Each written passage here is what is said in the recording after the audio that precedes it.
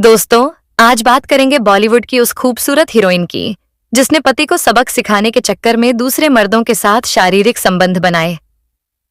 ऐसी हीरोइन जिसके साथ एक बूढ़े डायरेक्टर ने करीब 3 साल तक संबंध बनाए और फिर इस्तेमाल करके छोड़ दिया।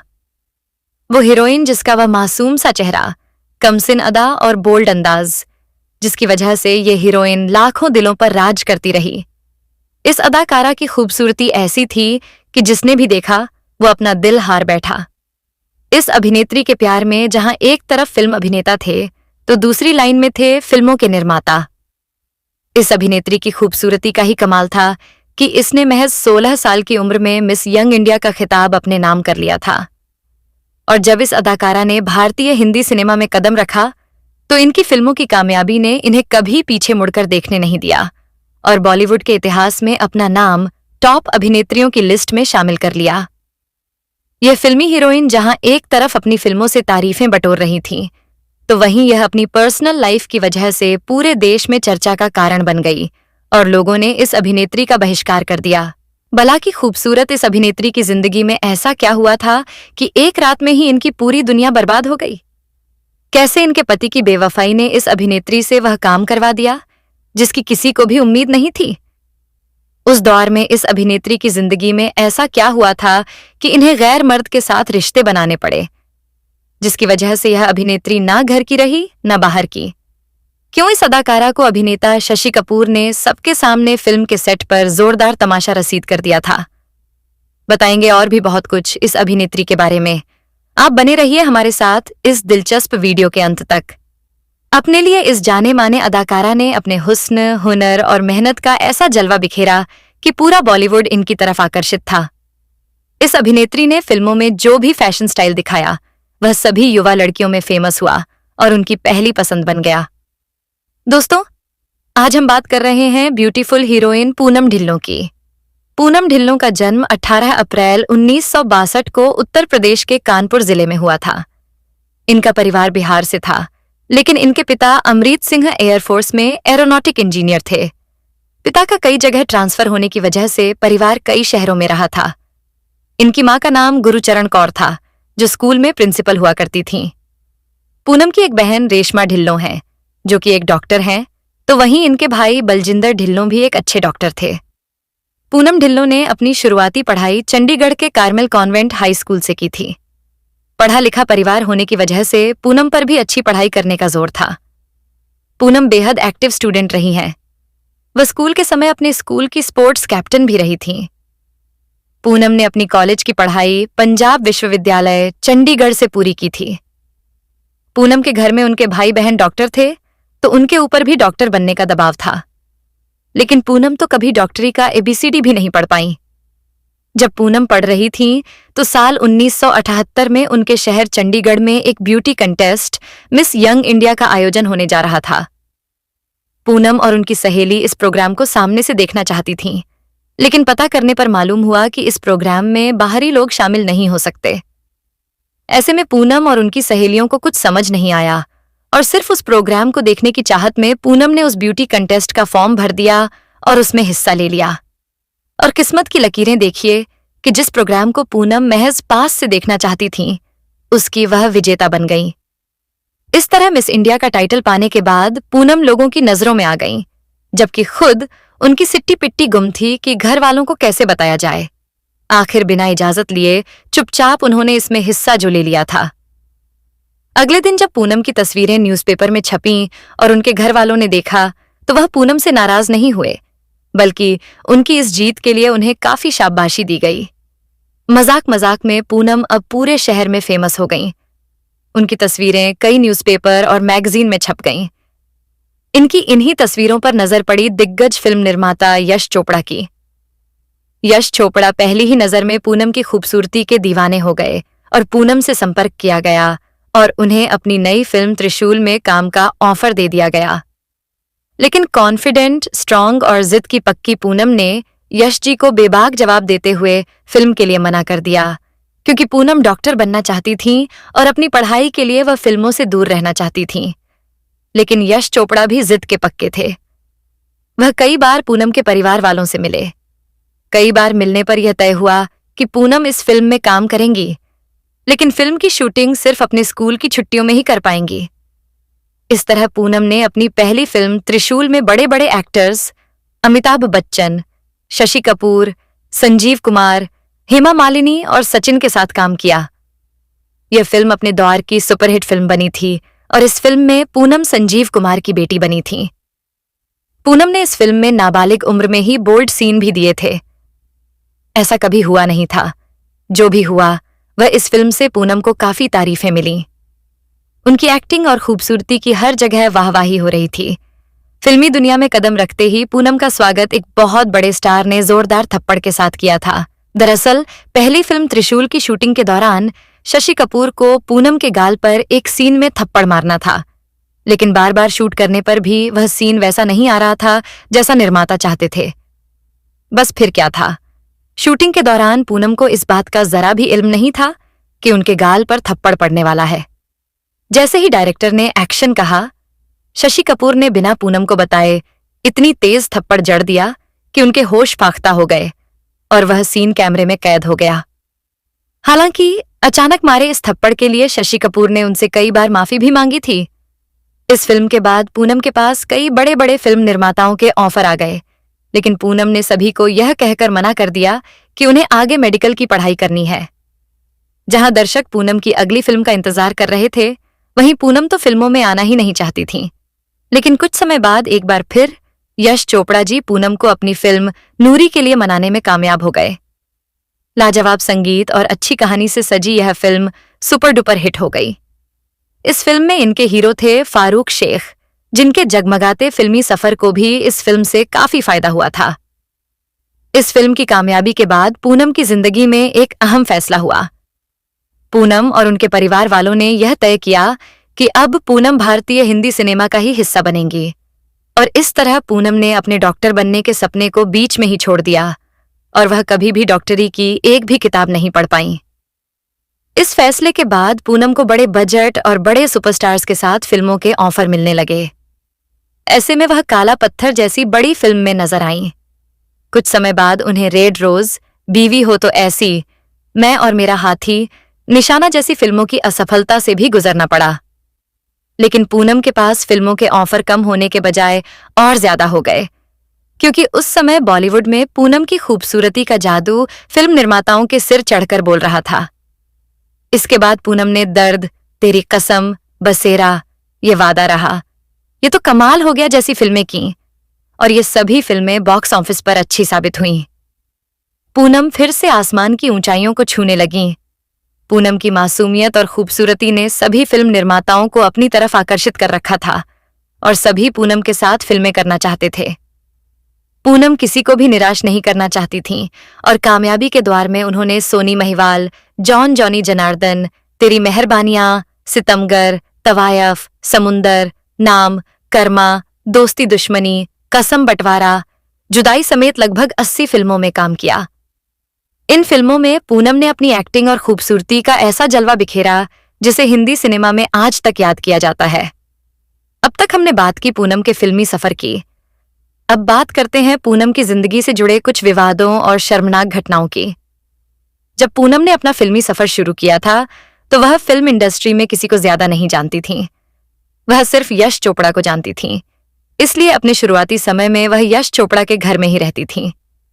यश चोपड़ा उन्हें फिल्मों में मदद करते थे और अक्सर वह पूनम के साथ पार्टीज और आउटिंग में भी देखे जाने लगे।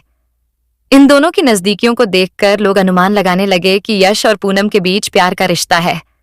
इनकी यही नजदीकियां उस समय कई फिल्म मैगजीन की सुर्खियां भी बनी। लेकिन जब इनके इस रिश्ते को लेकर सवाल किए गए तो पूनम और यश दोनों ने इसे एक अफवाह बताया। लेकिन जब इनके रिश्तों को लेकर हर जगह चर्चा होने लगी कि यश चोपड़ा अपनी बेटी की उम्र की लड़की के साथ प्रेम कहानी बना रहे हैं, तो पूनम डरते डरते यश चोपड़ा से दूरी बना लेती है। लेकिन सारी दुनिया जानती है कि यश चोपड़ा और पूनम के बीच क्या और कैसा रिश्ता था। पूनम ढिल्लों जब अपनी फिल्म सोनी महिवाल सनी देओल के साथ कर रही थीं, तो उस वक्त इन दोनों की फिल्म के सेट पर नजदीकियां बढ़ गई थीं।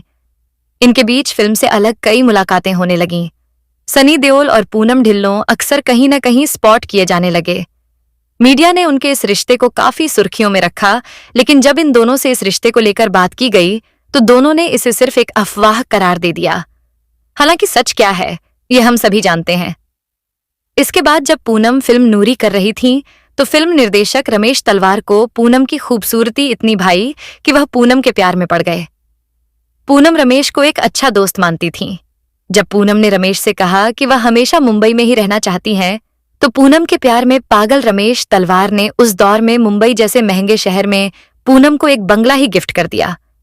रमेश तलवार पूनम से शादी करना चाहते थे, लेकिन जब पूनम को रमेश की नजदीकी का मकसद समझ आया तो पूनम ने रमेश तलवार से दूरी बना ली, क्योंकि वह रमेश को सिर्फ एक अच्छा दोस्त मानती थीं। पूनम की जिंदगी में फिल्म निर्देशक उनके प्यार में डूबते जा रहे थे। 80 के दशक में पूनम सबसे चर्चित अभिनेत्री के रूप में जानी जा रही थीं। पूनम को अगर किसी से प्यार हुआ था तो वह थे फिल्म निर्माता राज सिप्पी। पूनम और राज सिप्पी एक फिल्म के दौरान मिले थे और इस बार पूनम उनके प्यार में पड़ गईं। हालांकि राज सिप्पी पहले से ही शादीशुदा थे। यह सब जानने के बाद भी दोनों एक दूसरे के साथ समय बिता रहे थे, लेकिन इनका यह रिश्ता ज्यादा समय तक टिक नहीं पाया। राज सिप्पी के परिवार में इस बात की खबर लग गई और परिवार की जिद के आगे सिप्पी साहब हार गए और पूनम ढिल्लों से दूरी बना ली। पूनम की फिल्मी दुनिया तो अच्छी चल रही थी, नाम और शोहरत भी खूब मिल रही थी, लेकिन पूनम को एक अच्छे हमसफर की तलाश थी। राज सिप्पी से ब्रेकअप के बाद पूनम दर्द भरी जिंदगी गुजार रही थी और उसी समय के आसपास उनके पिता का भी निधन हो गया। इस तरह पूनम के दिल पर दोहरी चोट लग गई। उनके इसी दुखी समय में उनकी जिंदगी में आए फिल्म निर्माता अशोक ठाकुरिया। पूनम अपने पिता के निधन से काफी दुखी थीं, जिसकी वजह से वह गुमसुम सी रहने लगी थीं। बताया जाता है कि होली के सेलिब्रेशन के दौरान अशोक ने पूनम को एक कोने में चुपचाप दुखी और शांत बैठे देखा, तो उन्होंने जानबूझकर पूनम के ऊपर एक बाल्टी पानी डाल दिया। इसके बाद पूनम थोड़ी नाराज हुई, लेकिन जब दोनों का एक दूसरे से परिचय हुआ तो पूनम थोड़ी नॉर्मल हो गईं। लेकिन यहां अशोक पूनम के आगे अपना दिल हार गए। बताया जाता है कि इस मुलाकात के बाद अशोक रोज पूनम के घर गुलाब का फूल भेजते थे। पूनम को इम्प्रेस करने के लिए अशोक हर संभव कोशिश कर रहे थे। पूनम भी उस समय दुख से गुजर रही थीं। उन्हें भी उस दर्द से उबरने के लिए किसी सहारे की जरूरत थी। ऐसे में अशोक की मेहनत काम कर गई और पूनम को उनका यह अंदाज भा गया और वह उनके करीब चली गई। दोनों की मोहब्बत परवान चढ़ी और साल 1988 में दोनों ने शादी कर ली और इस तरह पूनम बन गईं मिसेस ठाकुरिया। शादी के कुछ समय बाद पूनम 2 बच्चों की मां बनी, एक बेटा अनमोल और एक बेटी पुलोमा। शादी के बाद पूनम ने फिल्मों से दूरी बना ली और अपने बच्चों की परवरिश में लग गईं। कुछ समय तक पूनम की जिंदगी में सब कुछ ठीक चल रहा था, लेकिन अभी उनकी जिंदगी में वह तूफान आना बाकी था, जिसने एक रात में ही उनकी पूरी दुनिया बदल दी और उन्हें पूरे देश में बदनाम कर दिया। दरअसल शादी के बाद अशोक अपने काम में बहुत ज्यादा व्यस्त हो गए। पूनम को महसूस हुआ कि उनके पति के पास उनके लिए बिल्कुल समय नहीं है और वह उन्हें नजरअंदाज कर रहे हैं। इस तरह के व्यवहार से पूनम को बहुत दुख पहुंचा था। वह सोचती थीं कि क्या यही वही अशोक हैं जो शादी से पहले उनके लिए रोज गुलाब भेजते थे और आज उन्हें देखने तक का समय नहीं है। इसी बीच किसी तरह पूनम को पता चला कि उनके पति का किसी और अभिनेत्री के साथ अफेयर चल रहा है और वह पूनम को धोखा दे रहे हैं। यह सच जानकर पूनम को गहरा झटका लगा, क्योंकि वह अशोक पर बहुत विश्वास करती थीं। पति की बेवफाई पूनम से बर्दाश्त नहीं हो पा रही थी, तो ऐसे में पूनम ने एक गंभीर कदम उठाने का फैसला किया और अपने पति को सबक सिखाने की ठान ली। पूनम ने जैसे को तैसा वाली सोच अपनाई और अपने एक्स्ट्रा मैरिटल अफेयर की बात मन में ठान ली। पूनम ने अपने एक दोस्त के साथ नजदीकियां बढ़ानी शुरू कर दी। वह उसके साथ काफी समय बिताने लगीं और अपने इस अफेयर की चर्चा जानबूझकर फैलवाने लगीं, ताकि यह बात उनके पति अशोक तक भी पहुंचे और वह अपनी गलती की माफी मांगे। लेकिन जैसा पूनम ने सोचा था वैसा कुछ नहीं हुआ, बल्कि हुआ वो जिसकी पूनम ने कल्पना भी नहीं की थी। एक रात पूनम अपने दोस्त के बहुत करीब चली गईं और इस बात की जानकारी अशोक को भी मिल गई। इसके बाद पूनम की जिंदगी में भूचाल आ गया।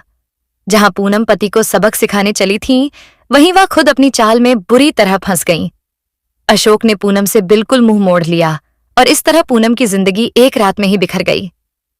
इस घटना की जानकारी मीडिया तक भी पहुंच गई और उन्होंने इस रिश्ते की सच्चाई को खूब उछाला। इस तरह पूनम और अशोक का रिश्ता पूरे देश में चर्चा और बदनामी का विषय बन गया। आखिरकार साल 1997 में रिश्ते की हालत बिगड़ती देख दोनों ने एक दूसरे से तलाक ले लिया। तलाक के बाद दोनों बच्चों की जिम्मेदारी पूनम ने खुद संभाली।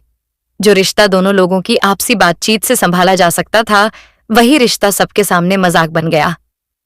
पूनम पति की बेवफाई ठीक करने चली थीं, लेकिन वह अपनी इज्जत और पति दोनों से ही हाथ धो बैठीं। तलाक के कुछ समय बाद ही पूनम ने साल 1997 में फिल्म जुदाई से अपनी जिंदगी की दूसरी पारी की शुरुआत की। फिल्मों के साथ साथ पूनम छोटे पर्दे पर भी काम करने लगीं और कई थिएटर ड्रामा का भी हिस्सा रहीं। पूनम के पास छोटे बड़े सभी तरह के काम थे और वह उन्हें करने में कभी पीछे नहीं रहीं।